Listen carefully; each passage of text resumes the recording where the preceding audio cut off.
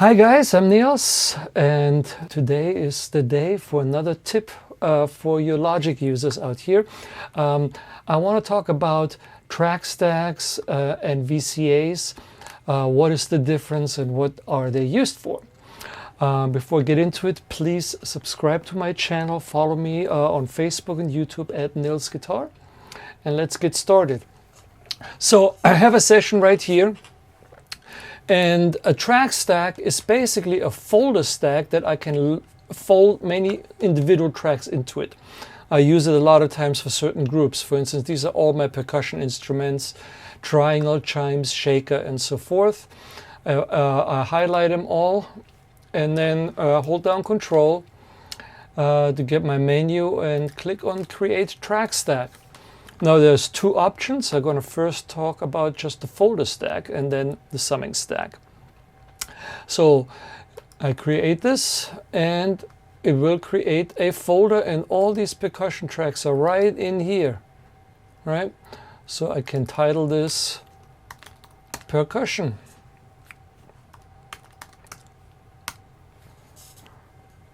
So this folder track, though, has only a volume control. So it's basically a master volume, solo and mute for all these percussion tracks.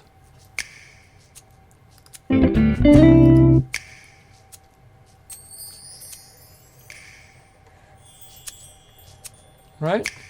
So that's the idea, and it's a nice place to keep these things organized. If you have a lot of tracks and you can fold them down together in one folder track, it's a great way to organize this stuff. Now, let me show you a VCA as an alternative. VCA tracks are created down here. You see VCA, I can basically select a new VCA right here. If you don't have that show up in your Logic session, again, click into an empty area, configure channel strip components, and make sure that VCA is checked. So let me undo the track stack real quick. I'm going to go here, flatten stack, go back to where I was. And now instead of percussion, I'm going to create a new VCA. VCA1, it creates a track automatically. I call this Percussion VCA.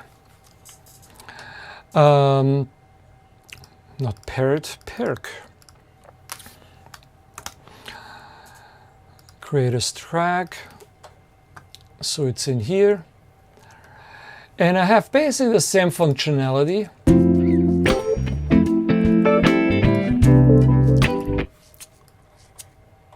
Volume control and solo and mute functions.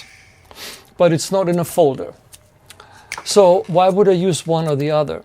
Well, the neat thing about VCA is that on a VCA I can assign any other tracks outside of the folder or outside of this into the same master fader. So now I could have the percussion and the lead guitar just for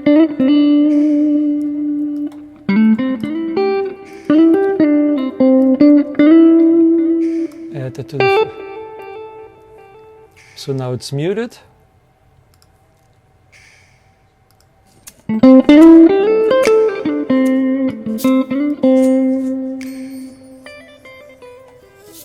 Doesn't make much sense to add the lead guitar to the percussion track volume control, but you see the possibilities. So that's the main difference. Getting back to a track stack, there's another option, as we saw earlier, the summing stack. So let's go back and do one more time. This time we're going to create a summing stack. A summing stack is different. It creates a bus, a really bus channel. And again, like the folder stack, it creates one little track that could also volume and solo the tracks in that folder.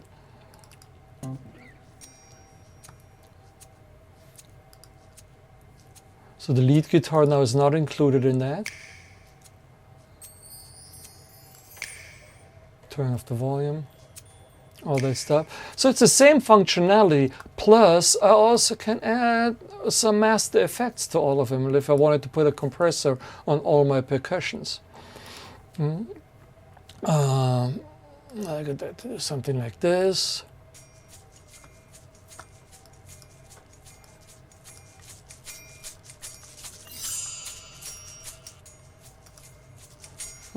I can treat it a certain way. I can send them to, I can send a reverb send to all that all together.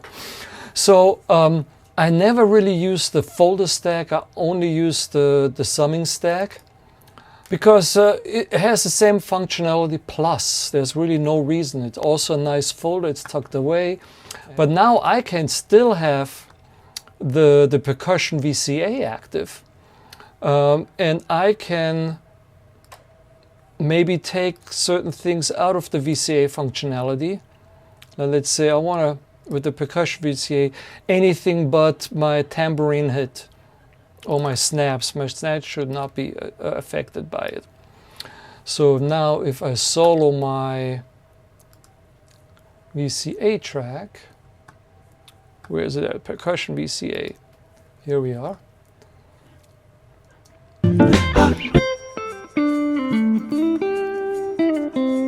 The lead guitar is still on there.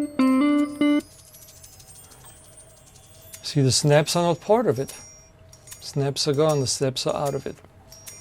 Even though they are in the same folder.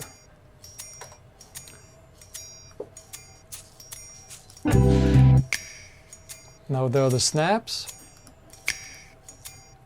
No, they're not.